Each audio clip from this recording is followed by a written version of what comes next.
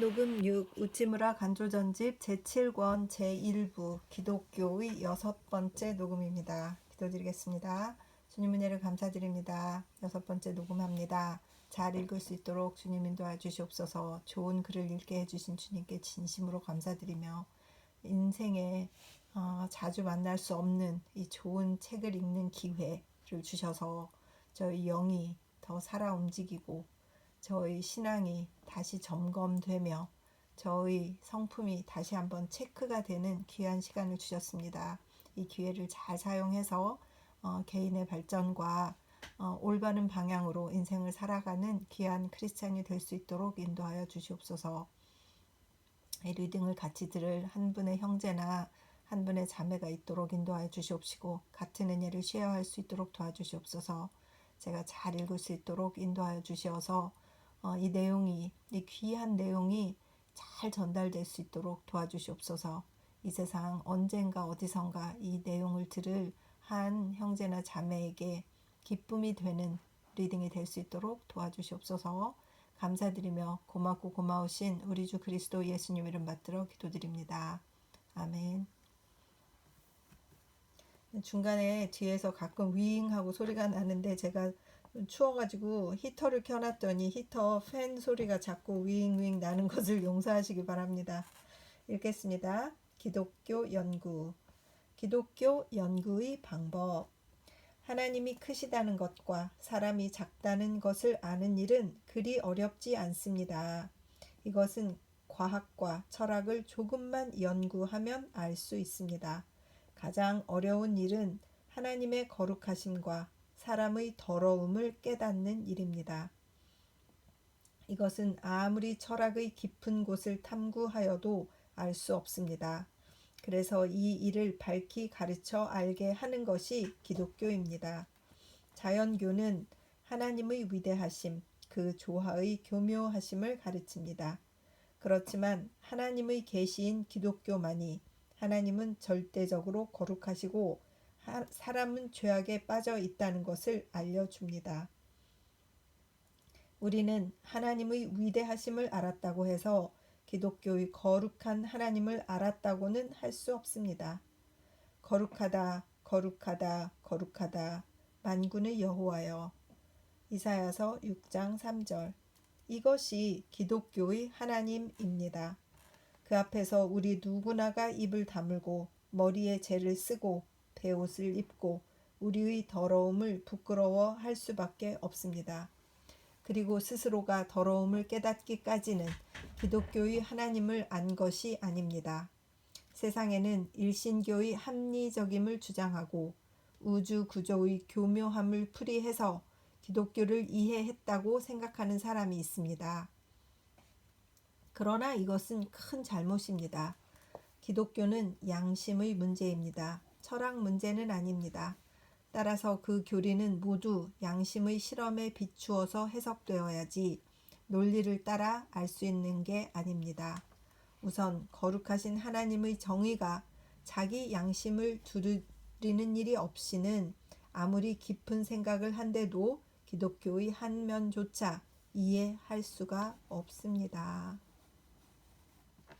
하나님의 존재로부터 그리스도의 성육신, 그의 죽음, 그의 부활, 그의 승천에 이르기까지 기독교 교리는 모두 양심 문제로서만 알 수 있습니다. 부활은 육체에 관한 일이니까 생물학적으로 해석해야 한다고 생각하는 것은 애당초 잘못입니다. 교회 문제다, 신학 문제다, 사회 계량 문제다 하면서 악마는 사람을 하나님의 복음에서 멀리하게 하려고 여러 가지 양심 이외의 문제를 제공해서 그 생각을 다른 데로 돌리려고 합니다. 그러나 하나님이 우리에게 제공해 주시는 맨 처음 문제는 하나님의 심판을 면하리라고 생각하는가? 로마서 2장 3절라는 것입니다. 정말로 기독교에 들어온 사람 중에 이 문제 밖에서 들어온 이는 없습니다. 사도 바울을 비롯해서 성 아우구스티누스, 루터, 로크, 글래디스턴에 이르기까지 크나큰 사상가라고 할지라도 그들이 기독교에 들어오는데 이 회개의 문을 거쳐야 했고 순수 사상을 가지고 회개의 고통과 오욕을 맛보지 않고는 이 아름다운 경지에 이를 수 없습니다. 기독교는 어떠한 가르침인가 하는 것은 많은 사람들이 알고자 하는 일입니다. 그리고 우리는 한마디로 그것이 어떤 가르침이라고 말할 수 있습니다. 기독교는 당신 자신이 죄인의 우두머리라는 것을 가르치는 종교입니다. 먼저 하나님이 계시다는 논리를 밝히기 전에 우선 사회의 타락과 그 구제법을 강론하기 전에 당신 자신이 으뜸가는 죄인이라는 사실과 이유를 밝히십시오. 그러면 다른 문제는 깊이 연구하지 않아도 알게 됩니다. 신앙 문제의 연구는 자기를 바탕으로 해서 시작해야 합니다. 그런데 이것을 하지 않고 마치 시인 워즈워드인 채 하여 자연을 거쳐서 자연의 하나님께 이르리라 하며 또는 철학자 누구를 본받아 천인 합체를 꾀하려고 해도 기독교는 도저히 알 수 없습니다. 이렇게 말하면 여러분은 아마 대답하시리라. 기독교는 극히 하찮은 종교여서 공적인 일보다 사사로운 일을 앞세우고 지식에 호소하지 않고 감정에만 치우치는 종교라고. 그렇습니다. 누구나 양심의 가책을 받는 것은 대단히 괴로운 일입니다. 사람은 누구나 다른 사람의 양심을 치기를 원합니다. 또 마음의 고통을 느끼지 않고 머리의 수련만으로 하나님과 진리에 이르려고 합니다.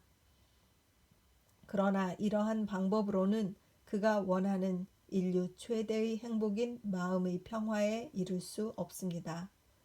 따라서 이러한 방법으로는 그가 원하는 세상을 개량할 수 있는 신앙을 가지지도 못하고 또 우주를 한 사상 안에 넣는 것 같은 대천리에 이를 수 없습니다. 우주의 중심점은 의지이므로 여기에 도달하는 데는 의지의 개조인 양심의 회개로부터 시작되어야 합니다. 탁 털어놓은 마음, 이것이 기독교 연구를 위한 실마리이고 또 근본입니다. 1904년 10월 성서지 연구. 멋있습니다. 탁 털어놓은 마음, 개조된 양심의 회개로부터 시작하라. 괜히 이것을 디스가이즈 해가지고 그럴듯한 이론으로 아무리 해도 소용이 없다. 아주 담백하고 아주 깨끗하게 그냥 선을 탁 지으시는 이러한 글을 정말 저는 사랑합니다. 기독교를 연구하는 사람의 마음가짐. 일본 사람이 기독교를 연구하기는 대단히 곤란하다. 곤란하다고 하는 것은 반드시 기독교가 외국의 가르침이 되어서 곤란하다는 것은 아니다. 또 일본인이 학식이 부족해서 곤란한 것도 아니다. 원래 일본인이 기독교를 연구하는 곤란은 일본인이 오늘날까지 지니고 온 인생관과 기독교가 전하는 인생관 사이에는 차이가 너무나 커서 일본인의 사상에서 기독교의 사상으로 넘어가는 것은 마치 중국 북경에 있다가 바로 영국 런던으로 옮겨가는 것 같은 대단히 과격한 변천이기 때문에 말할 수 없는 큰 곤란이 생긴다. 그러므로 보통 일본인으로서 기독교를 연구하려는 사람이 취한 방침은 될 수 있는 대로 기독교를 일본인적으로 해석하려 하고 거기에 기본을 두고 모든 방법을 강구한다. 그리고 만일 서양 여러 나라의 일본유의 사상을 돕는 사람이 있으면 대단한 지원군을 얻은 것 같이 생각하고 기뻐서 맞이한다. 그러나 만일 세상에서 하나의 주의를 가지고 조금도 움직이지 않는 종교가 있다면 물론 그것은 기독교다. 기독교는 다소 겉모양을 바꾸는 정도는 할 수 있으나 그 주의는 조금도 양보할 수 없는 종교여서 우리가 기독교에 복종하지 않으면 기독교는 도저히 우리에게 복종하지 않는다. 혹은 기독교를 일본화한다고 하지만 그것은 일본을 기독교화하는 것이지 오늘날 있는 그대로의 일본인에게 맞는 기독교를 만들려고 하는 것은 불가능하다. 이 일을 마음에 두고 있지 않으면 몇십 년 걸려 기독교를 연구해도 진보를 볼 수 없다. 현재 일본에서 부르짖는 기독교라는 것은 기독교도 아니고 일본교도 아닌 정말 이름을 붙이기조차 어려운 모호한 것이다. 사람들이 오늘날 일본에서 주장하는 기독교에 눈을 돌리지 않는 것도 결코 무리가 아니다. 기독교란 무엇인가를 아주 간단히 말하면 기독교는 성서 안에 있다고 할 수 있다.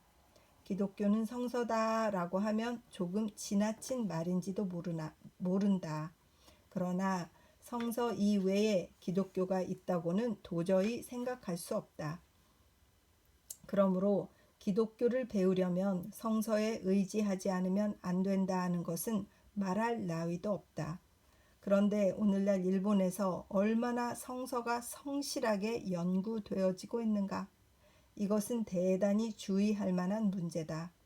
이른바 일본 기독교 학자라는 사람들은 어떤 한 가지 그리스도론을 가지고 있을 뿐이고 그 신앙의 근거를 깊이 성서의 과학적 그리고 실험적 연구 위에 두었다고는 도저히 생각할 수 없다.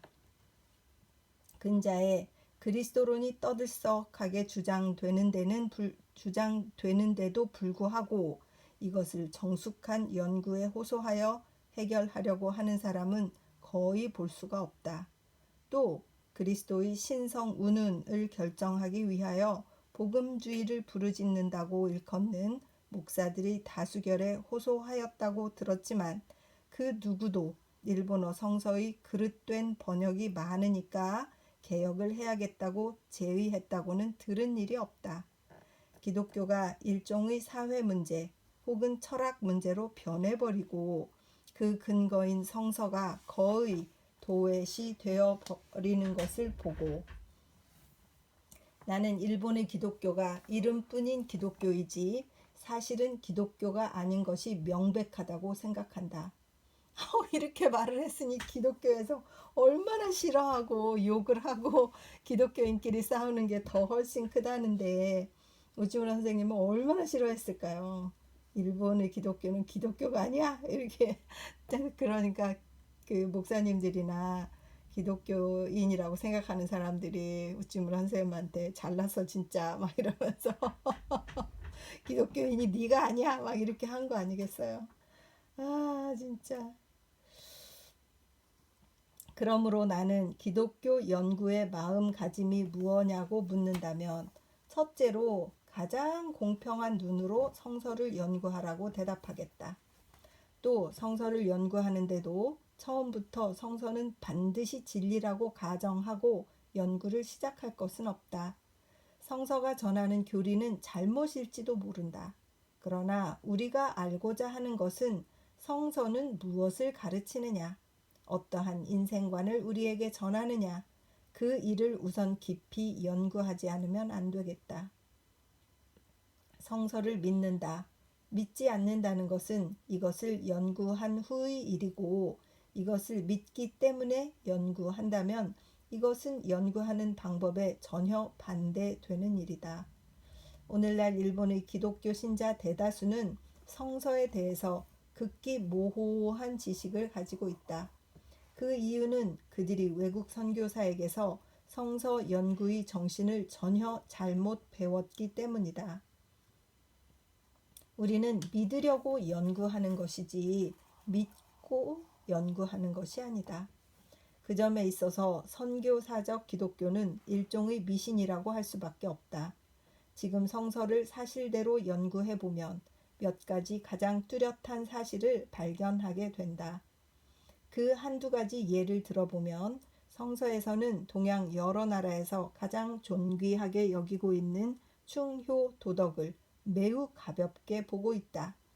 물론 부모를 공경하라, 주인에게 충실하라는 정도는 여기저기 쓰여 있지만 성서가 충효에 대해서 말한 것은 극히 적을 뿐 아니라 현재 신약 성서에 이르러서는 언뜻 보아 충효 도덕을 파괴하는 것 같이 보이는 가르침이 많이 있다. 우리가 종종 세상의 유학자들에게 들은 바대로 기독교는 국가를 파괴하는 것이라는 설도 전혀 근거 없는 소리는 아니다. 기독교는 어느 점에서 말하면 참으로 동양의 이른바 충효 도덕을 파괴하는 것이고, 그러므로 충효 도덕 위에 세워진 국가를 파괴하는 것이라고 명언하는데 주저하지 않는다. 기독교는 이른바 충효 이외 혹은 그 이상의 진리에 호소해서 충효를 권하는 것이고, 그 깊은 원리로서가 아니라면 기독교가 전하는 모든 이익을 얻을 수 없다. 그런데 보통 일본인이 기독교를 연구할 때 그 깊은 진리에 들어갈 수가 없다. 그러하기 때문에 일본 사람이 주장하는 기독교란 얼마간 유교 위에 기독교를 접붙인 것이고 참으로 모호한 것이라고 말할 수밖에 없다. 둘째로 우리가 주의할 것은 기독교는 신앙을 존중하고 논리는 낮게 보고 있다. 그런데 이것은 참으로 기이한 현상으로 조금이나마 학문상의 이론에 도달한 사람이라면 기독교를 가리켜 일종의 미신교라고 하는 것은 이 때문이다.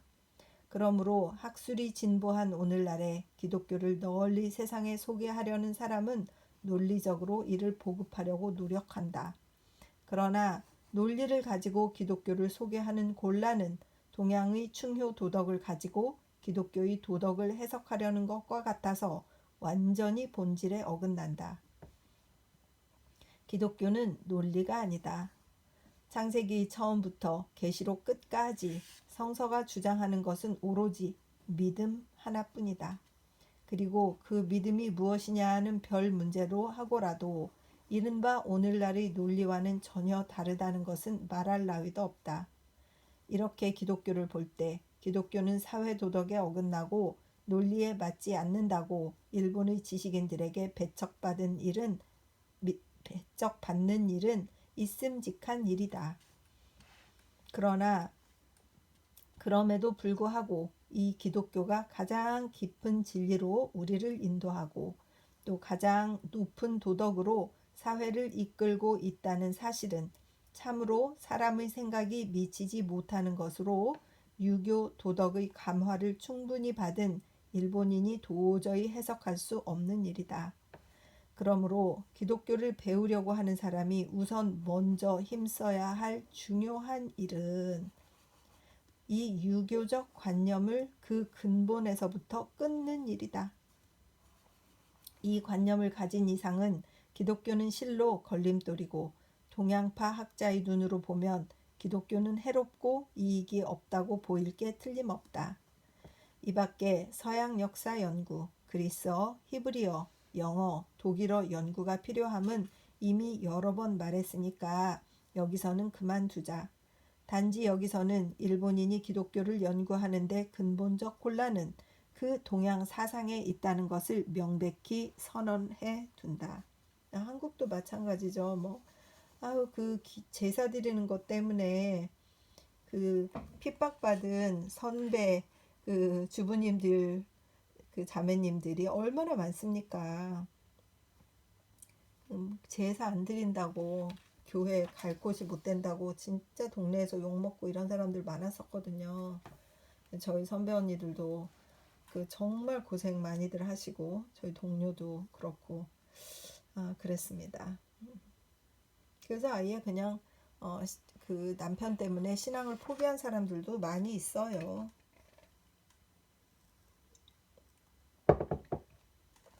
이 유교 사상 때문에. 그래서 저희 선배 한 분은 꼭 카톨릭을 가서, 카톨릭은 제사 드리는데 문제가 없으니까 약간 컴프로마이즈 한 거죠. 그렇게.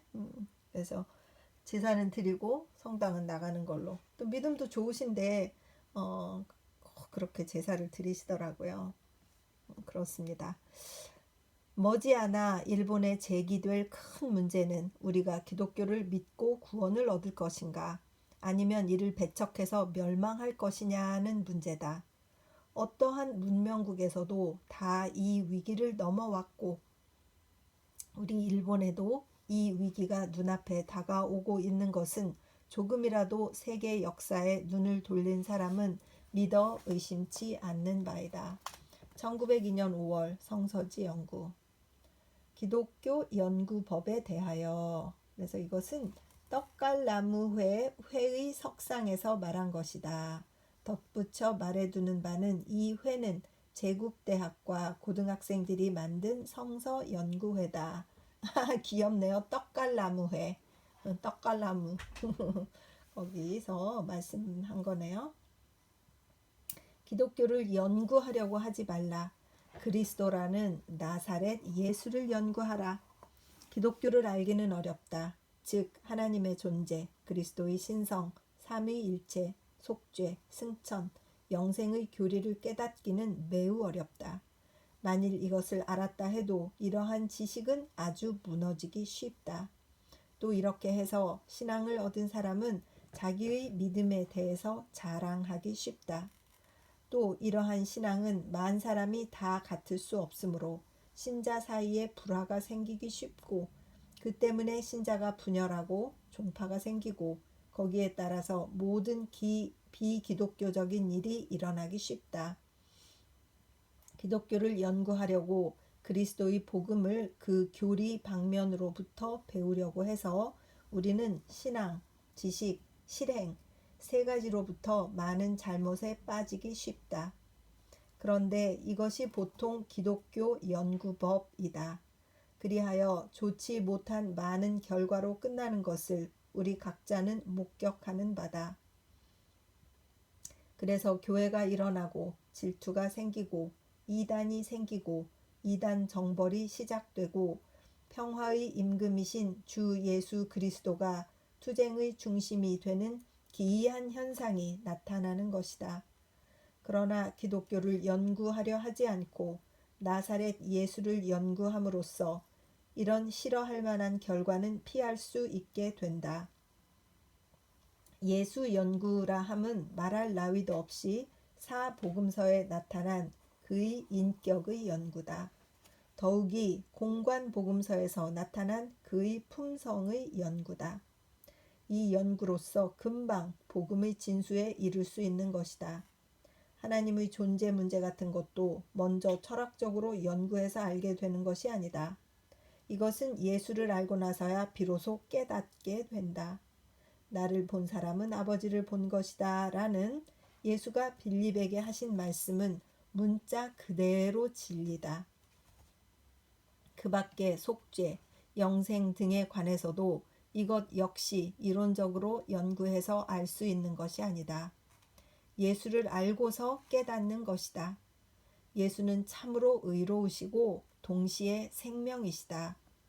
그를 모르고 의롭게 되는 것이 무엇인가?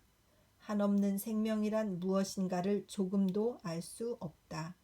그러므로 교리를 연구하려는 점에서도 예수를 아는 것이 최상의 지름길이다.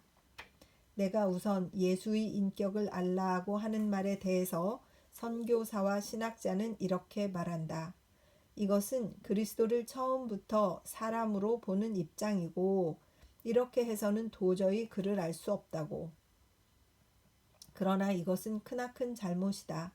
보통 연구법으로도 이것은 이것, 저것은 저것이라고 미리 정해놓고 그 후에 연구를 하는 것은 정당한 연구법이 아니다.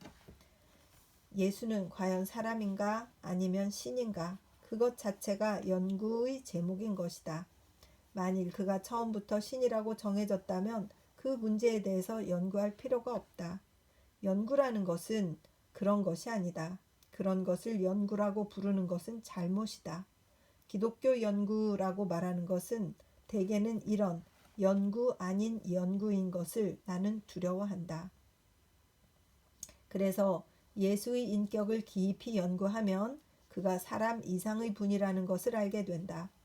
이렇게 해서 얻은 그리스도의 신성관만이 영구히 우리에게서 떠나지 않는다.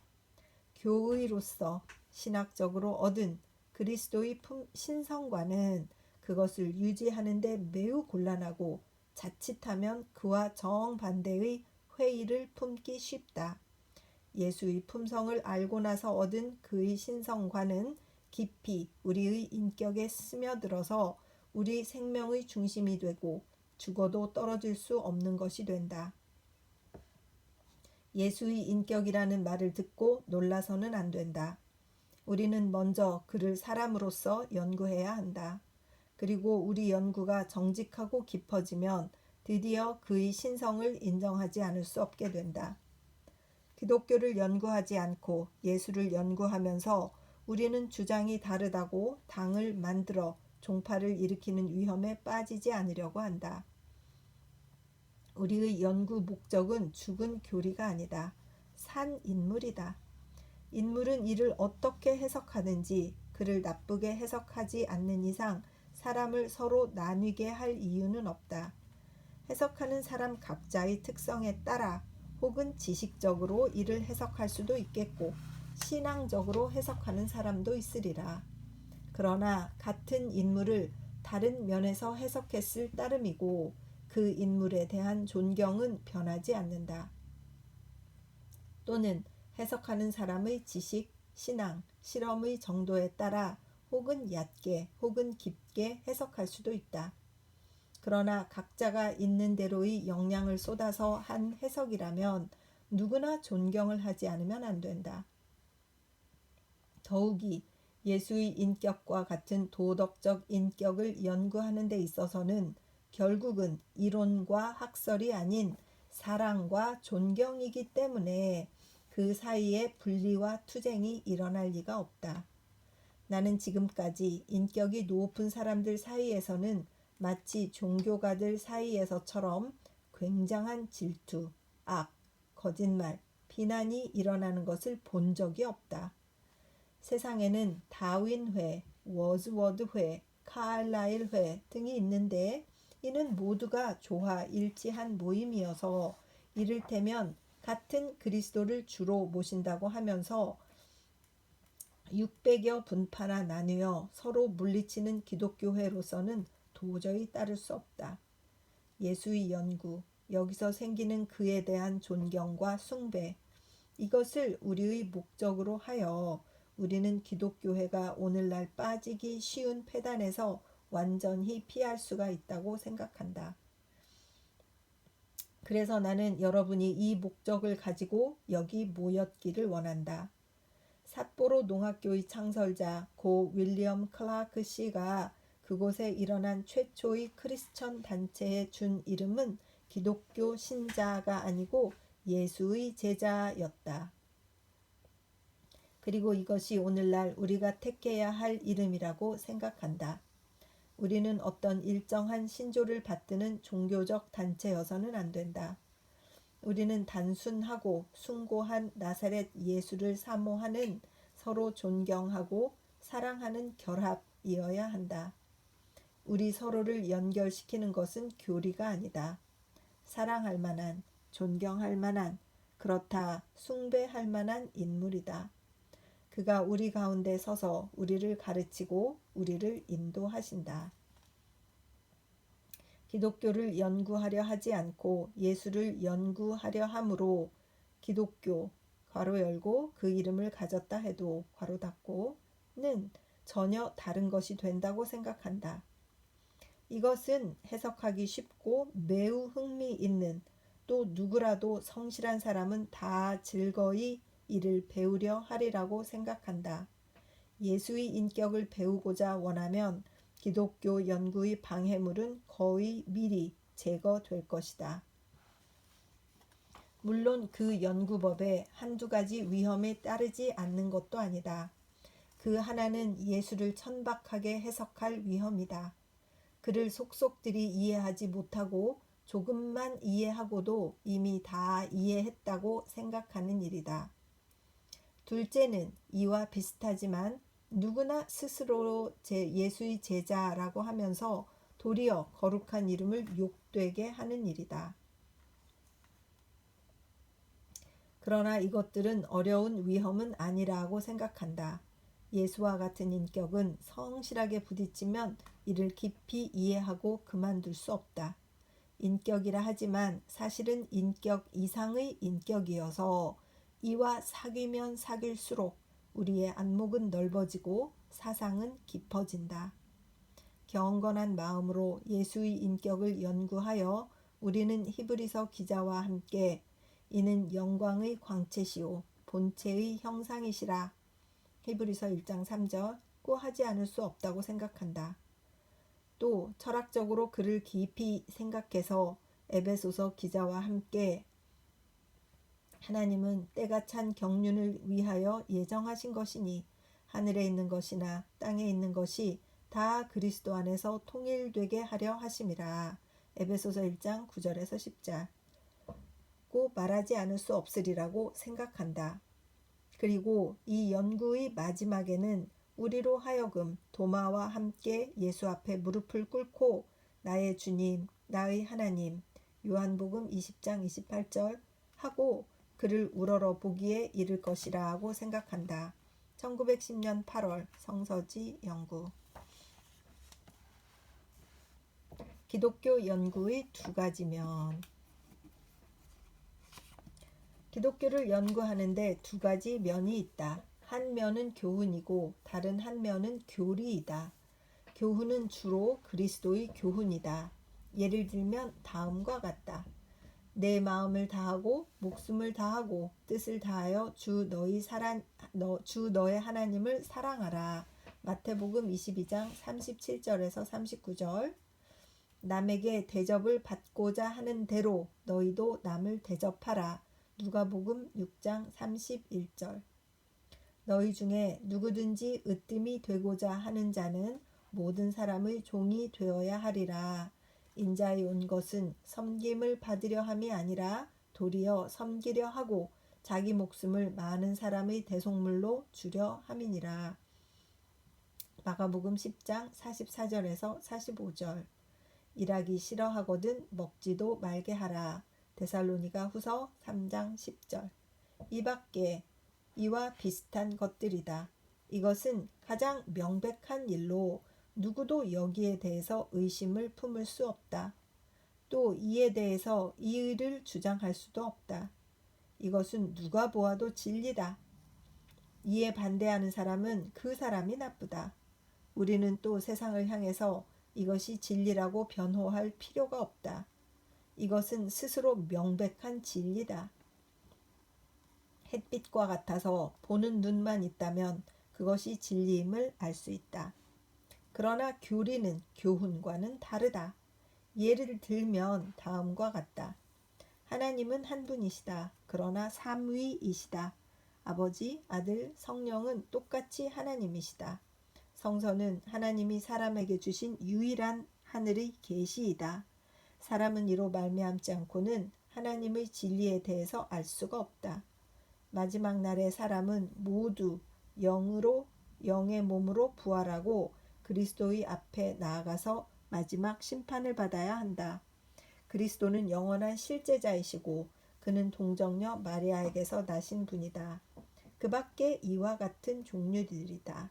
이것은 해석하기 매우 어려운 일이다. 어떤 사람은 이것을 믿을 수 있다고 하며 어떤 사람은 믿을 수 없다고 한다. 또 같은 사람이라고 해도 어떤 때는 이를 믿고 어떤 때는 이를 믿지 않는다. 또 똑같이 믿는다고 해도 그 믿는 모양은 가지각색이다.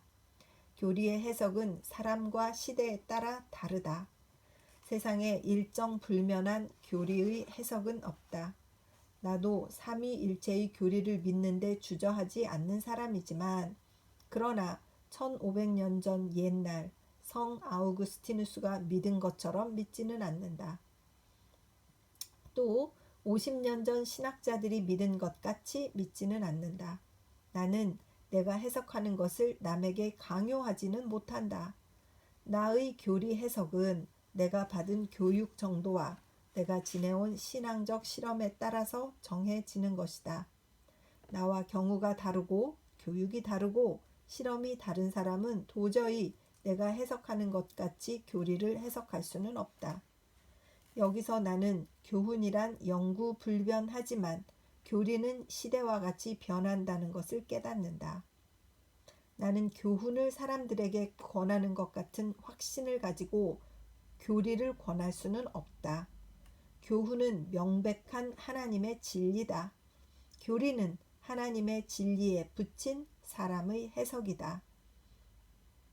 하나님의 것과 사람의 것, 우주의 진리와 학자의 해석, 그 사이에 크나큰 차이가 있다.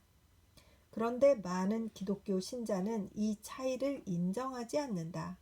아니, 대개의 경우에는 하늘과 땅을 뒤바꾸어서 교리를 교훈보다도 중요하게 본다.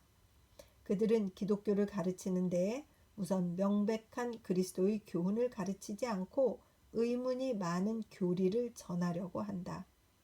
그들은 교훈이란 너무 간단하고 쉬워서 가르칠 필요가 없는 것으로 알고 있다. 심한 사람은 교훈을 아주 가볍게 보고 보통 도덕이라고 일컬으며 이것을 불문에 붙이려고 한다. 그들은 종교의 도리를 다투는 것을 전도의 제일 가는 일로 생각한다. 그들은 사람들이 그리스도와 같이 되기를 힘쓰지 않고 그들처럼 그리스도를 믿을 것을 원한다. 그들, 이른바 신자라는 사람들은 그리스도의 교훈을 지키는 자는 아니다. 그들의 교리를 받드는 사람들이다. 즉, 그리스도의 제자가 아니고 그들의 제자다. 교훈을 뒤에 두고 교리를 앞세우는 결과는 드디어 이렇게 된다. 조심하고도 더욱 조심해야 할 것이다. 교훈은 간단하고 쉽다고 한다. 그렇다. 이해하기에는 아주 간단하고 쉽다. 그러나 지능으로 이해할 것이 아니다. 행위로 납득해야 한다. 그래서 이해하기 쉬운 만큼 완전히 알기는 어려운 것이다. 너희 중에 우두머리가 되려고 하는 사람은 사람의 종이 되어라고. 이것은 신학자의 설명을 듣지 않더라도 누구나 다 알 수 있는 교훈이다. 그러나 그 깊이와 존귀함을 깨닫는 곤란이여. 이것은 몇 해에 걸친 많은 괴로운 실험을 겪지 않고서는 깨달을 수 없는 깊고 크신 하나님의 진리다. 그래서 성서를 수십 년 연구하고 석학으로 세상에 알려진 종교학자로서 이 간단한 예수의 교훈의 한 끝도 아직 깨닫지 못하는 사람이 적지 않다. 그들은 속죄론에 대해서 많은 논란을 한다. 그들은 그리스도의 신성을 거부하는 사람이 있으면 이를 이단이라고 부른다. 그들은 교회론은 성서적이고 역사적이라고 한다. 그들의 신앙은 다 튼튼한 철학의 기초 위에 서 있는 것이라고 한다. 그렇지만 슬프게도 그들은 아직 사람들의 우두머리가 되는 비결을 모른다. 그들은 철학자가 되었지 어린아이가 되지는 않았다. 그들은 높은 데 오르려고 하다가 도리어 아래로 내려왔다. 높은 교리를 알려고 보통 도덕은 잊어버렸다. 그들은 신학을 강의하고 교회를 세우는 동시에 미움, 질투, 찌르고 죽이고 있다. 이렇게 말한다고 내가 교리 연구를 업신여기는 것은 아니다. 교리는 교훈의 참 가치를 정하는 데 필요하다. 내가 종종 말한 대로 교리는 결국 철학 문제가 아니고 양심 문제다. 교훈을 우주적 진료로 보기를 원하는 일, 이것이 교리가 있는 까닭이다. 예수의 교훈은 귀하다. 그리고 이 교훈을 전하신 예수가 누구이신지를 알면 그 교훈은 더욱 귀하게 된다. 성서가 가르치는 도덕은 깨끗하다.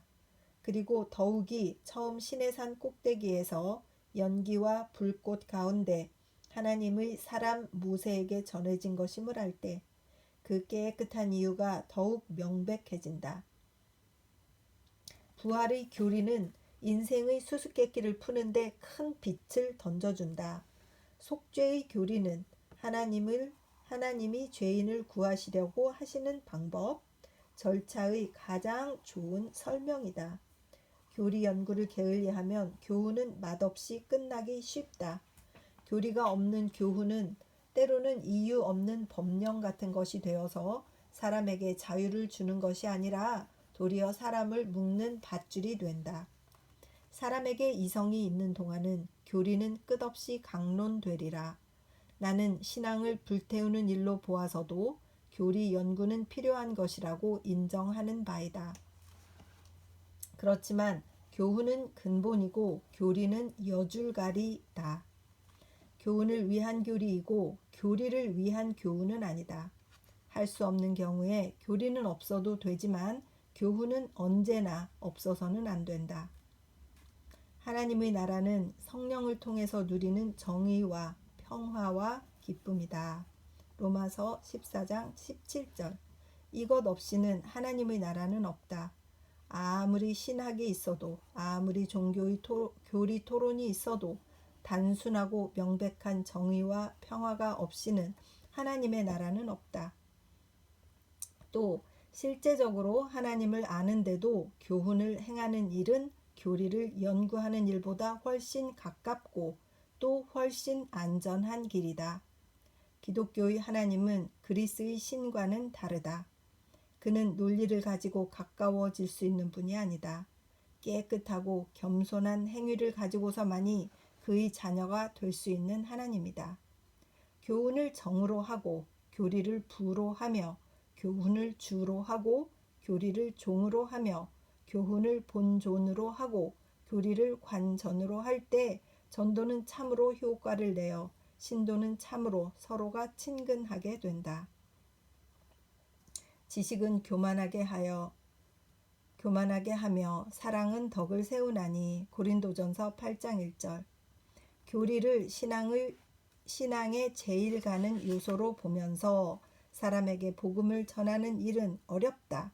또 교리로 신자가 된 사람은 끊임없는 분쟁과 당을 만드는 일, 질투하는 일로 사람들의 걸림돌이 되고 자기를 해치어 복음을 가지고도 그 큰 이익을 얻지 못한다.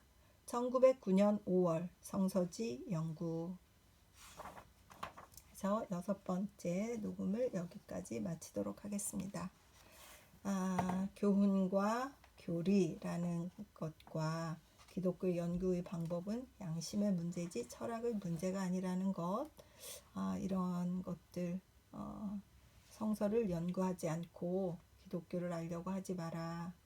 동양의 그 유교에 기독교를 갖다 붙이려고 하지 마라 하는 이 여러 가지 우리가 살면서 경험한 것들, 저는 살면서 많은 경험을 이런 걸 했어요. 이제 올드 세대라서 그런지 이런 경험들을 하는 것을 옆에서 많이 보았고, 저 자신도 헷갈리고 모호하고 했던 것들이 이제 60이 되니까 이런 것들을 이렇게 정리하는 게 그래서 그렇군 이렇게 생각이 드니, 이 젊음을 다 소비한 것 같은 이 억울함이 드는 것은 무엇일까요? 기도드리겠습니다. 주님의 은혜를 진심으로 감사드립니다.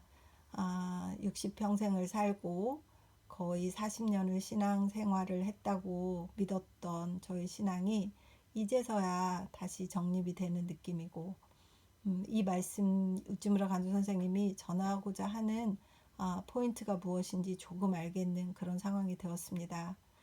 사느라 바빠서, 먹고 사는데 바빠서 성서를 연구한 적도 없고 교회를 다니는 것도 벅차다고 생각하면서 하루하루 허덕이면서 살다가 이제 나이가 들어서 정말 다시 잘 믿어봐야겠다 생각한 지 얼마 되지 않았는데 이러한 귀한 책을 만나게 해주셔서 진심으로 감사드립니다.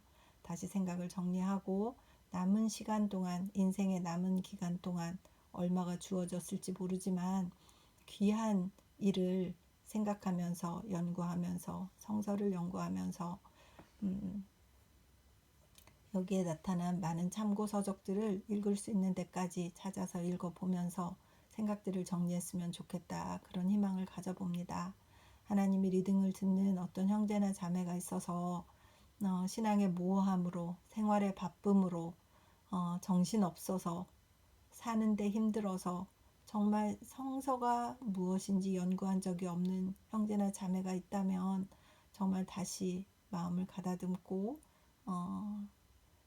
성서를 다시 다 한번 돌아보기를, 자신의 신앙을 돌아보기를 위해서 기도드립니다. 아버지 하나님, 저에게 부족하지만 있는 모든 사랑을 동원해서 그분들을 사랑하고 축복합니다. 이 리딩을 만난 것이 저에게는 큰 축복이듯이 그분들에게도 축복이었으면 좋겠습니다. 하나님, 저의 소망을 꼭 들어주시옵시고 한 분의 영혼이라도, 한 분의 신앙이라도 바르게 성장할 수 있는 기회를 허락하여 주시옵소서. 감사드리며 고맙고 고마우신 우리 주 그리스도 예수님 이름 받들어 기도드렸사옵나이다. 아멘. 사랑하고 축복합니다.